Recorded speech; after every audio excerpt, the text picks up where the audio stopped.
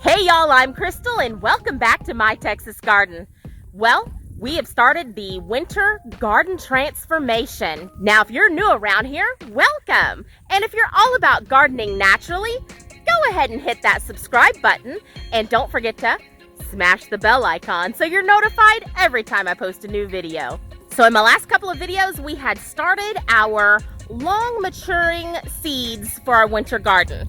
And I'll give you guys an update on those in just a moment. I wanted to bring you out to the garden today and show you what we're doing and what little we've gotten done so far. We're just starting with this side over here. It's the far side. This is where I had tomatoes. And now right up front, I had some really beautiful, healthy tomato plants.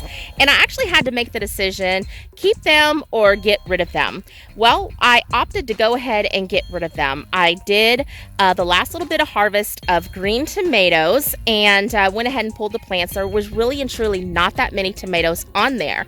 What I think is really funny, you see all of these. I had a helper help me with the garden, and I told him to tie up the supports so that they wouldn't get in our way when we were working.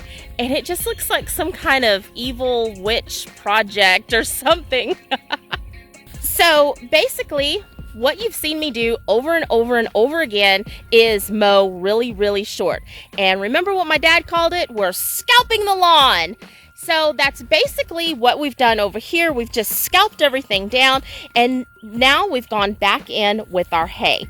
Now, you've heard me talk about how much hay to put down, and I always suggest going in with 8 inches of hay. Well, here in this area, it's a lot thicker than 8 inches. I have actually gone in with 12 inches of hay pressed down. The reason why I am going in with the 12 inches of hay pressed down is because we're coming into winter. Hay is going to be very, very hard to find. And I want to make sure that I really kill these grasses out throughout the winter so that when we come back in the spring, it's going to be a lot less work and it'll be a lot easier to come in and add the hay in once they start mowing the hay fields again. So that's why I'm putting it in super, super thick. Now, I am officially out of hay, but I did call my source, my hay farmer, and he does have some rolls for me, and I'll either go pick those up tonight or tomorrow night. It all really depends on schedule, really. So as you can see, we've started over here and we've got quite a bit done. We've cleared this first row out, and we've also cleared this row out right here. I don't know if you remember, but again, we had long beans here. I've got these 2 rows completely cleared out and ready for hay. Now, here's the deal. This is the time of year, if you're going to make any changes, like adding in new rows, positioning your rows in a different spot, this is the time of year to do it. And I think what I'm going to do, so I have a row right here, okay? Now right here is another row, and it's actually spaced out 4 foot from this row. And then from over here, we've got another 4 foot, and then we get to this row. And again, with the freaky little hanging things in the garden. Once you see it, y'all, you can't unsee it. Anyway, I had squash growing here. Once the squash and the zucchini came in, it was really hard to walk. The squash kind of branched out and really took up, the paths here. So my garden is huge. My garden is huge. It's 80 by 90. It's absolutely huge. That over there on the other side of those lime trees, that space never gets used. So what I'm thinking is maybe coming out 5 or 6 feet, putting another row here, and then taking all of this right here and moving it over 5 or 6 feet from that other one. If you've got an opinion on that, y'all, please, please, please comment below. I want to hear your thoughts. But I think that's what I might do because it was really, really tight in this section right here. And like I said, we have all this room on the other side of the garden over there that we've never even used. So we could really branch out and go that way. We still have some squash out here that I planted, and it's doing good. Oh, excuse you, Duke. right there. See that little guy? No, Duke. And then this is holy basil right here. I trimmed it up yesterday and took off some of the blooms so it would bush out some more. And then we have got a zinnia plant right here. Now I've been fighting the chickens on this zinnia plant because every time it starts to bloom, the chickens come and bite the blooms off. We don't really have anything in the garden right now, so I've just kind of kept the gates open. That's my own fault, but hopefully now with the gates shut again, I'll get some blooms on here. So that's all I've actually gotten done so far. It actually took a lot of work to remove the long beans that were in here and the tomatoes that were over there and cut everything down and take pots out and moved bagged manure. It took a lot of work, that prep work. But I'm hoping that with the prep work being done now, while the temperatures are so cool, it'll really give me a head start in the springtime. Now, the ultimate goal is to have this garden done and cleaned out and cleared out and new seeds and seedlings already planted by the end of October, including my sweet potato patch. Now, I am going to admit I have already done a small harvest. I took about a 2 foot by 2 foot square and dug it out. And the sweet potatoes were absolutely delicious. I cannot wait to harvest the rest of these sweet potatoes out. I may come back and do another small harvest, right in here. The reason why I went ahead and did a small harvest is because they were encroaching into a walk path and I really needed to get them cut back. And I was also just really curious about how they tasted. Never tasted a purple sweet potato. They were amazing, by the way. They were really yummy. So even though rule of thumb is to harvest your sweet potatoes after your first frost, because I want to get the garden completely cleared out and just kind of a fresh start, if you will, I'm going to go ahead and harvest, hopefully, all of this by the end of the month. And we'll do a big harvest and big weigh-in because I'm really, really curious. The small 2 foot by 2 foot section that I did harvest out, we got about 10 pounds of sweet potatoes. And they went pretty quick because the boy was, every night for dinner was, can we have sweet potatoes? Can we have sweet potatoes? I want sweet potatoes. Sweet potatoes with sweet potato vines. Sweet potatoes with sweet potato leaves. Love that combination. So for like 4 days straight, we ate sweet potatoes because, well, they were good, nobody argued, and the boy asked for them every single day until he looked at the basket and saw that they were gone. Now he's telling me we need to do another harvest.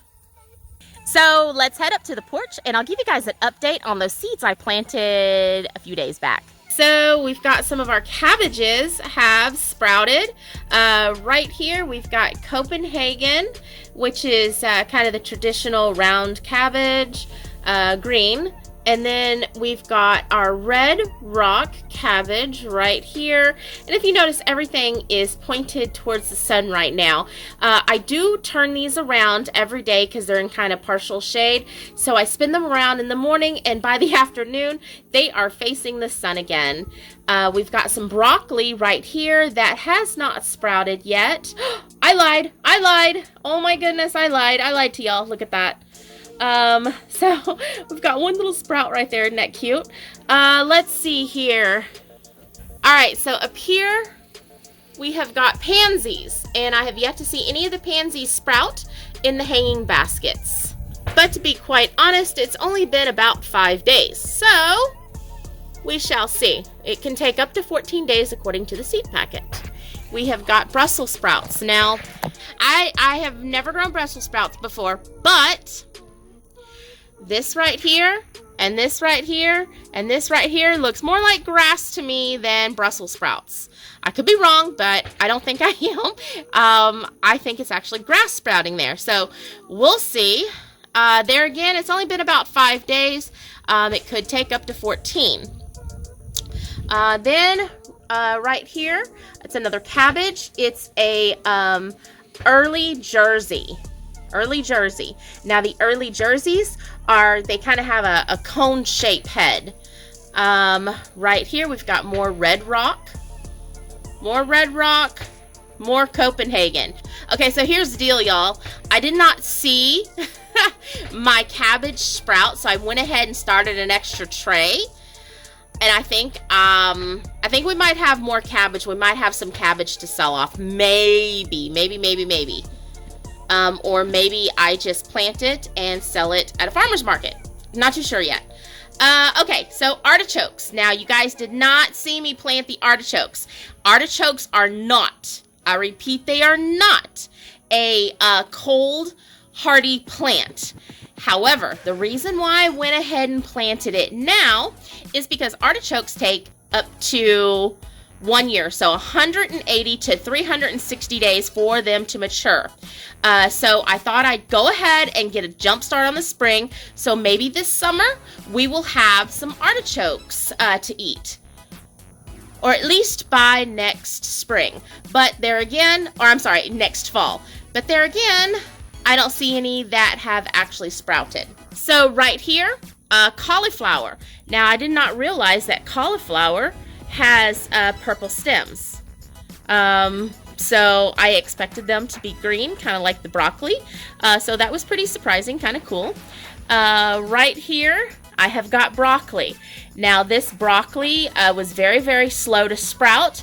And I did not see it sprout again. So I planted the other broccoli that hasn't come up yet. This guy right here is a cauliflower that is impostering as a broccoli. So we've got more broccoli here. Right here, we've got more broccoli. And then this right here, we've got celery. Oh, this right here is celery root. Again, I think that is grass. But if you look right there, we've got one celery root. These two rows right here are pink celery, and they're absolutely doing great. Doing great, great, great. Our regular celery has yet to sprout. Again, I know you're going to see green right there. I think it's grass. Okay. We're coming up to the Michelini cabbage. Michelini cabbage is like a Chinese cabbage, and it was a seed packet that I had no idea I had. I have no idea how long it's been in my seeds, so I went ahead and planted it very heavy. Big mistake, I guess, because it all sprouted. Every bit of it. Every bit. So pretty happy with that. This, I also found the red acre cabbage in my seeds. Again, it was in the same kind of seed packet as this cabbage, but we did not have very good germination with that one. But we are going to get some, so that's pretty exciting. Again, I have no idea how long I've had it. Okay, so right here we've got some leeks, and the leeks are very slow. All onions to me are kind of slow sprouters, but you can see they're coming along. And that will bring us back to cauliflower. And the cauliflower, again, just crazy sprouted. And again, we've got a cauliflower pretending to be a leek. Imposter. So that's what's been kind of going on around here. Kind of slow. Kind of slow. And the next set of videos are going to just be showing the progress around here and kind of giving you guys an idea of what you should be doing this time of year. I know a lot of people will actually wait and mulch their trees and their flower beds and everything till spring. But the ideal time to mulch is right now. This is the time of year. Plus, it's really nice outside. You're not having to fight the heat and sweat like crazy. So this is the time of year that you really want to mulch. Get that mulch in your flower beds. Get the mulch around the trees. And that's really what we're doing right now. So we're just going to continue to work, continue to get everything cleaned out, and so we can get the rest of our seeds planted for our winter garden. See more great gardening videos just like this one? Go ahead and click right here, and I'll meet y'all over there.